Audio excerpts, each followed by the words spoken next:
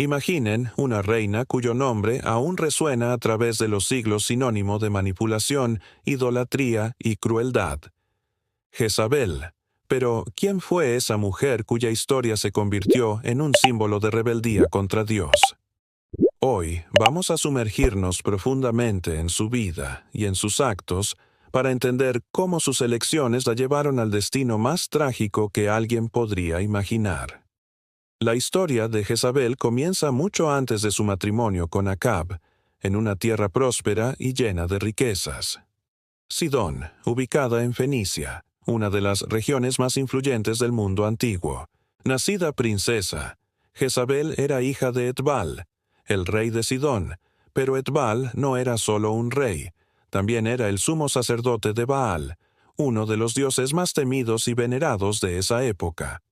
Baal era considerado el dios de la tormenta, de la fertilidad y de la prosperidad, y Jezabel creció rodeada de rituales, sacrificios y una cultura que ponía a Baal como la fuente de todo poder. Desde temprana edad, Jezabel demostró ser una mujer de fuerte personalidad y determinación inquebrantable. No era solo una princesa esperando ser desposada. Jezabel aprendió el arte de la persuasión, la política del poder y, sobre todo, la devoción implacable a su Dios. Para ella, Baal no era solo una creencia, era su identidad. Fue en este contexto que Jezabel fue prometida a Acab, el rey de Israel, en un matrimonio que buscaba sellar una alianza política entre Sidón e Israel. Acab, aunque era el gobernante de Israel, era un hombre débil, fácilmente influenciado y, como veremos, totalmente dominado por Jezabel. Al llegar a Israel, Jezabel no perdió tiempo.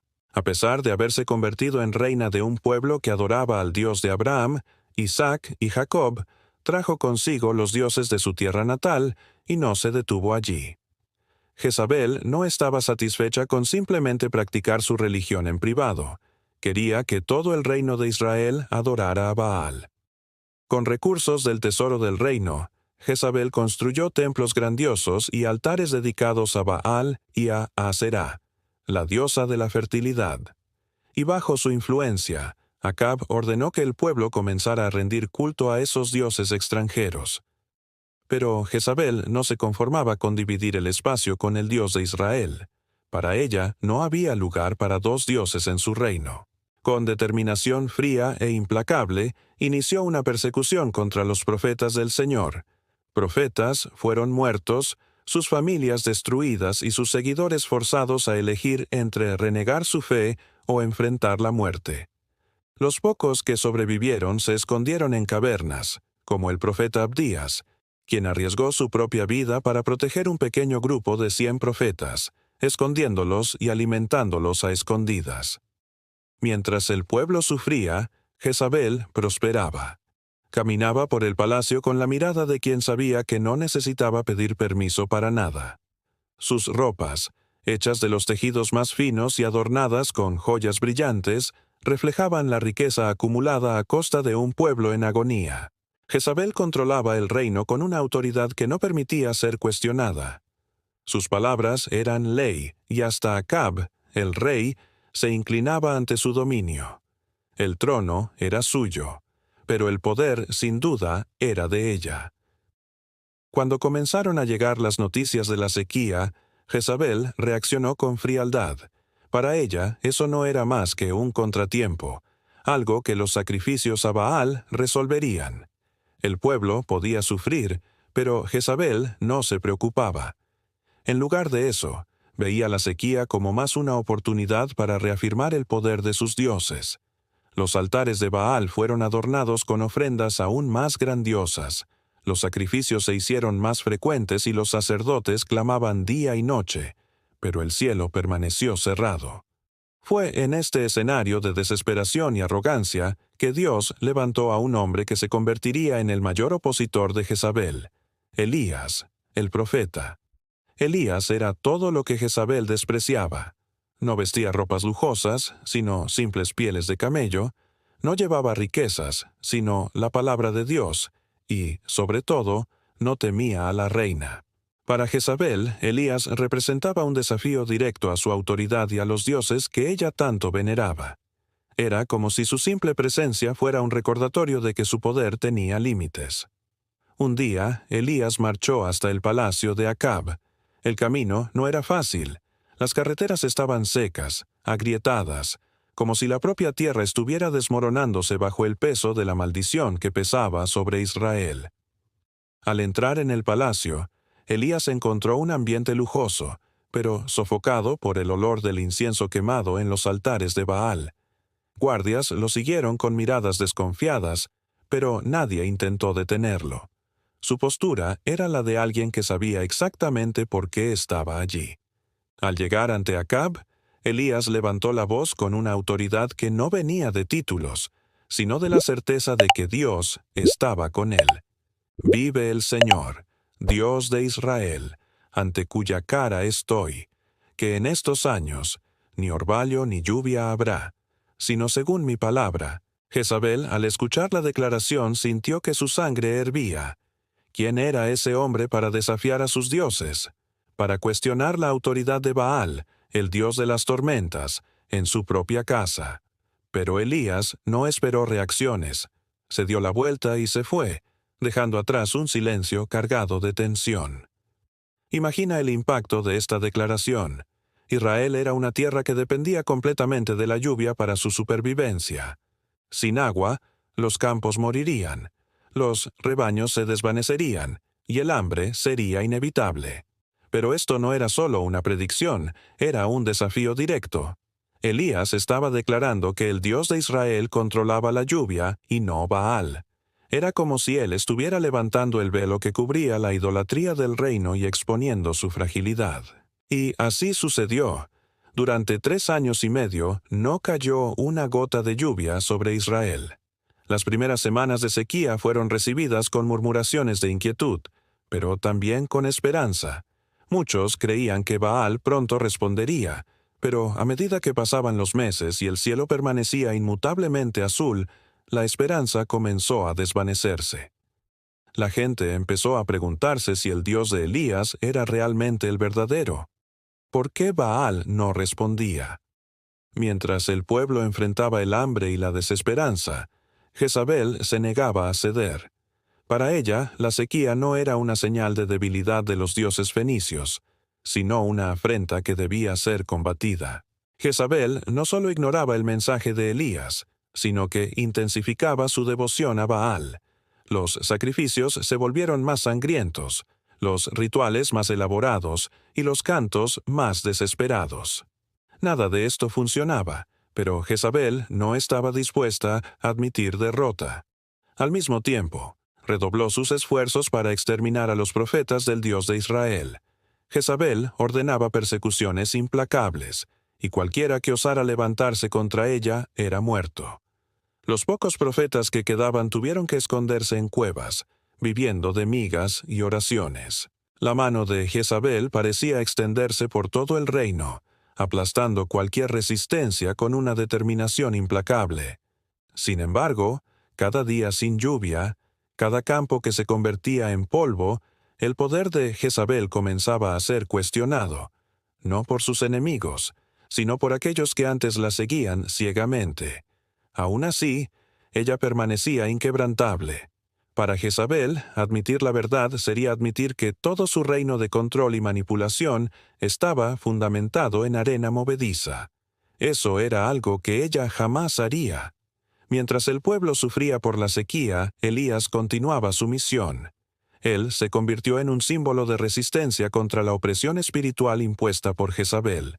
Pero Jezabel, con su corazón endurecido, veía a Elías como un enemigo a eliminar. Para ella, su lucha no era solo política, era personal. Ella veía en Elías la personificación de lo que más despreciaba, la fidelidad al Dios de Israel. Entonces Elías hizo lo impensable. Desafió directamente a los profetas de Baal a un enfrentamiento público en el Monte Carmelo. Imagina la escena.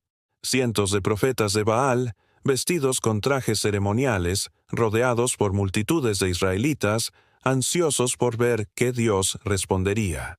De un lado, Elías solo, con una confianza inquebrantable en el Señor. Del otro, 450 profetas de Baal, clamando y danzando alrededor de un altar. Elías estableció las reglas. Cada lado prepararía un sacrificio, pero sin encender fuego. El Dios que respondiera, enviando fuego del cielo, sería declarado el verdadero. Era un desafío claro, directo e imposible de ignorar. Los profetas de Baal comenzaron. Clamaron, cantaron, danzaron y gritaron. Las horas pasaron, pero nada sucedió. El silencio del cielo era ensordecedor. Elías, con ironía, sugirió: «Clamen más alto. Tal vez Baal esté ocupado o durmiendo, y necesite ser despertado». La multitud comenzó a darse cuenta de que el poder que Jezabel tanto proclamaba era vacío. Cuando llegó el turno de Elías, hizo algo aún más audaz. Ordenó que empaparan el altar con agua hasta formar un pequeño arroyo alrededor. Luego Elías oró, no gritó, no hizo ceremonias elaboradas, solo oró con fe. «Oh Señor, Dios de Abraham, Isaac e Israel, que hoy sea conocido que tú eres Dios en Israel y que yo soy tu siervo». Y lo imposible sucedió. Un fuego descendió del cielo, consumiendo no solo el sacrificio, sino el altar, las piedras e incluso el agua. El pueblo, que hasta entonces estaba dividido, se arrodilló declarando: «El Señor es Dios. El Señor es Dios». La victoria de Elías parecía ser el fin del dominio de Jezabel, pero no lo fue. Cuando se enteró de lo sucedido, Jezabel se enfureció. Su ira no era solo contra Elías, era contra todo lo que él representaba. Juró matarlo, y Elías, a pesar de ser un hombre de fe, huyó para salvar su vida. Él sabía que Jezabel no hacía amenazas vacías, pero Jezabel no se detenía. Su control sobre Acab y el reino de Israel continuaba, un ejemplo de su crueldad y manipulación. Fue el caso de Nabote, un hombre sencillo, dueño de una viña que quedaba cerca del palacio real. Acab deseaba esa viña, pero Nabote se negó a venderla, diciendo que era la herencia de sus padres y que no podía deshacerse de ella. Acab volvió al palacio abatido, como un niño que no consiguió el juguete que quería. Jezabel, al verlo, preguntó por qué estaba tan triste. Cuando Acab explicó, Jezabel se burló de su debilidad. ¿Así es como debe actuar un rey de Israel? Levántate, yo te daré la viña de Nabote. Y Jezabel actuó. Escribió cartas en nombre de Acab, ordenando que Nabote fuera acusado falsamente de blasfemia contra Dios y contra el rey. 2 hombres fueron pagados para testificar en su contra, y Nabote fue condenado a muerte por apedreamiento.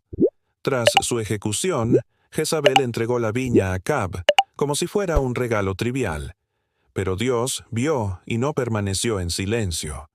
El profeta Elías fue enviado nuevamente, esta vez con un mensaje directo. En el lugar donde los perros lamieron la sangre de Nabote, también lamerán tu sangre, Acab. Y en cuanto a Jezabel, los perros devorarán su carne junto al muro de Jezreel. Imagina escuchar una profecía tan terrible. Jezabel, en su arrogancia, ignoró la advertencia. Pero el tiempo de su caída se acercaba. Pasaron los años y la influencia de Jezabel comenzó a declinar. Tras la muerte de Acab en batalla, Jezabel continuó ejerciendo poder a través de sus hijos que asumieron el trono. Pero un nuevo líder surgió en Israel, Jehú, un comandante militar ungido por Dios para exterminar la línea de Acab y restaurar la adoración al Señor. Cuando Jehú marchó contra Jezabel, ella sabía que el fin estaba cerca. Aún así, Jezabel no mostró miedo. En su último acto de desafío, se preparó como una reina, pintó los ojos, arregló el cabello y se posicionó en una ventana del palacio, como si estuviera recibiendo a un visitante, no a un enemigo. Jehú entró por las puertas del palacio, y allí estaba ella, Jezabel, mirándolo desde arriba, con una expresión que mezclaba desprecio e ironía. A pesar de todo, ella aún exhalaba una aura de autoridad, como si su reinado no estuviera a punto de terminar. Con voz firme, Jezabel lo provocó. «¿Cómo estás, asesino de tu señor?» Pero Jehú no se inmutó. Levantó la vista hacia la ventana y les preguntó a los sirvientes que estaban junto a ella, «¿Quién está conmigo?» Hubo un instante de silencio. Los ojos de los sirvientes se cruzaron y, en ese momento, algo cambió. El miedo que Jezabel antes inspiraba había desaparecido. Lentamente, se volvieron contra ella, mostrando que ya no estaban dispuestos a servirla. «Láncenla abajo», ordenó Jehú, y eso fue lo que hicieron. Jezabel fue arrojada desde la ventana, y su cuerpo cayó violentamente, golpeando el suelo de forma brutal. La sangre salpicó las paredes y los caballos de Jehú, que, sin dudarlo, pasó con su carruaje sobre su cuerpo, como si no fuera más que polvo. En el camino, Jehú, sin ceremonia alguna, entró al palacio. Mientras comía y bebía, dio la siguiente orden: «Sepulten a esa maldita, porque es hija de un rey». Incluso en su muerte, Jehú mostró una especie de respeto por la línea real de Jezabel. Sin embargo, el destino de ella ya había sido sellado, y la profecía de Elías estaba a punto de cumplirse por completo. Cuando fueron a buscar el cuerpo para enterrarlo, solo encontraron el cráneo, los pies y las palmas de las manos. Los perros habían devorado el resto. Era exactamente como el profeta Elías había dicho años antes. En el campo de Israel, los perros devorarán la carne de Jezabel. Su cuerpo será como estiércol en el campo, y nadie podrá decir, «Esta es Jezabel». Esa fue la caída definitiva de la mujer que se atrevió a desafiar al Dios de Israel, una figura que parecía intocable, pero cuyo orgullo y ambición la llevaron a un destino trágico y humillante. La historia de Jezabel no es solo sobre una reina malvada, es un recordatorio poderoso de que ningún poder terrenal puede igualar a la justicia divina. Jezabel tuvo todo: riqueza, poder, influencia, pero usó esos dones para propagar la idolatría, manipular a los débiles y perseguir a los justos. Al final, su vida terminó como un ejemplo de que el orgullo, la ambición y el desprecio por Dios conducen a la ruina. ¿Y tú? ¿Qué podemos aprender con la historia de Jezabel? ¿Será que a veces dejamos que el orgullo o los deseos nos desvíen del camino correcto? Son preguntas que cada uno de nosotros debe reflexionar. Si te gustó esta historia y quieres conocer más historias impactantes de la Biblia, no olvides darle like a este video y suscribirte al canal. Así nos ayudas a difundir la palabra de Dios y a contar historias que transforman vidas.